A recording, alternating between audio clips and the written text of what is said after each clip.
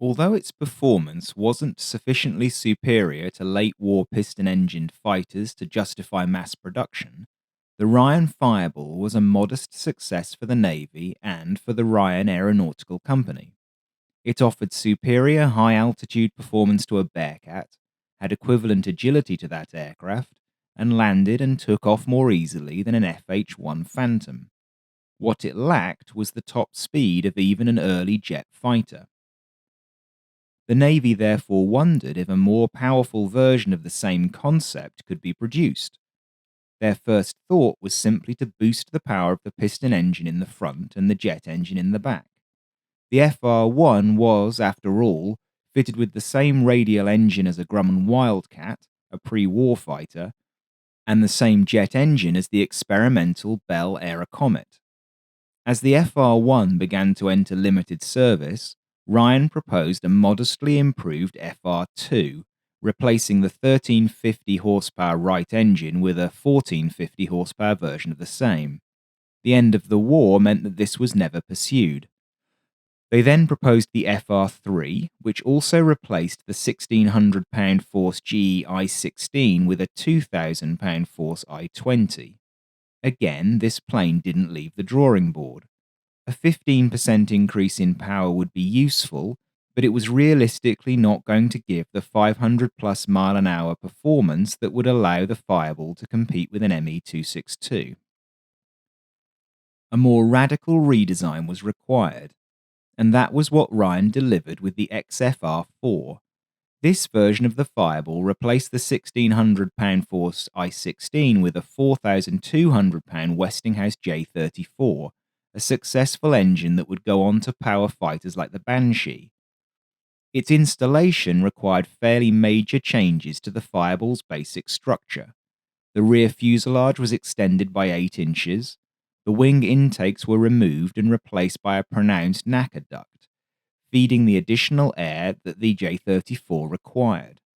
The ducts are a lovely piece of 1940s American engineering.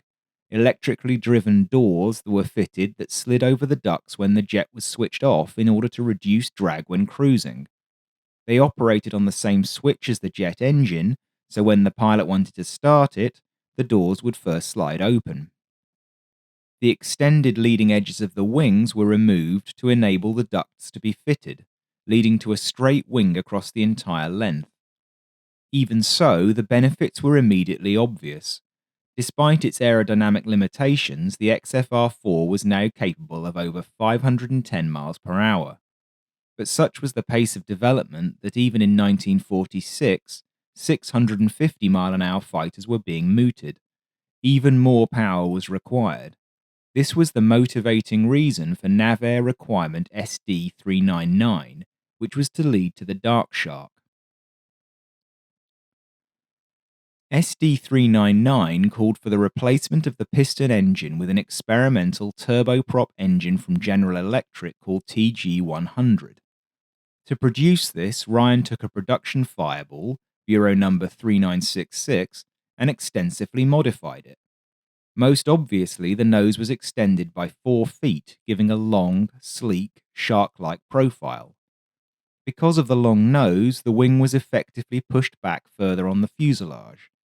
In combination with the greater torque generated by the 11-foot diameter 4-bladed propeller and the spinning turbine blade, the reconfiguration necessitated the fitment of a larger dorsal fin. Just to give you a point of comparison, the Fireball used a 9.5-foot diameter 3-bladed prop. Power from the front engine was significantly improved over the original radial. The turboprop generated 1,700 horsepower.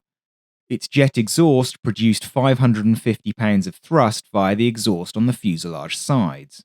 Power was therefore up 30% over the Fireball, the I-16 of which was retained in this prototype.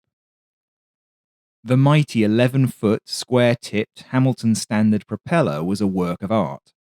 It was a constant speed type with full feathering and reversing capability. Because the turboprop ran the propeller at constant speed, acceleration was controlled by varying the pitch of the propeller. This resulted in faster response to the throttle than with the radial engine on the Fireball, with blade angle automatically adjusting to throttle position for optimum performance. The blades could also go into a flatter position that acted to rapidly slow the aircraft down during the landing approach. There was an electronic control that set the propeller blades to an even flatter angle when the plane touched down, reducing the landing roll to an absolute minimum. So flexible was the system that Ryan test pilots believed they could land the Darkshark on a carrier deck without arrestor wires. But then, test pilots think about a lot of things. Overall, performance was pretty good. The Darkshark climbed at a shade over 5,000 feet per minute. In early 1947, it set an altitude record for a turboprop aircraft at 39,160 feet.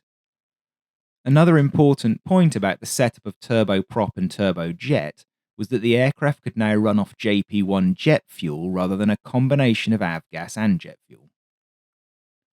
Sadly, the new engine and associated changes increased weight by 1,100 pounds or 15% over the original FR1. That blunted performance somewhat, and top speed was only 497 miles per hour. Although not brilliant in isolation, it should be remembered that the FH-1 Phantom, which was the only one of the Navy's early jets that could reliably get onto and off a carrier deck, topped out at 505 miles per hour and climbed at only 4,250 feet per minute. From a performance point of view, the TF-100 was unfortunately rather unreliable. Given that the whole point of the Fireball was to combine the flexibility and reliability of the piston engine with the excellent all-altitude performance of a jet, this was a major issue with the Darkshark concept and led to its cancellation. The XF2R-4 had better performance and the reliability the Navy needed, but even this wasn't good enough to justify continued development against pure jets. As it happens, the Air Force had been monitoring the progress of the XFR-2. They were also engaged in a process to develop a hybrid turboprop and turbojet fighter, which had resulted in the Convair XP-81. They therefore asked for a version designated XFR2-2, which mated the J-34 engine with the TF-100 to give 4,750 pounds of jet thrust and 1,700 horsepower of propeller twist. Theoretically, this would have made the Darkshark a 530-mile-an-hour fighter in combat trim. But sadly, we never got to know how effective such a combination would have been, as the Air Force cancelled the project and the XP-81 itself before it had gone beyond the mock-up stage. Mixed propulsion combat aircraft therefore died with the project, although the Fleet Air Arm's turboprop Westland Wyvern struggled on in frontline service until 1958. Despite this failure, few aircraft have ever had a cooler name than Darkshark.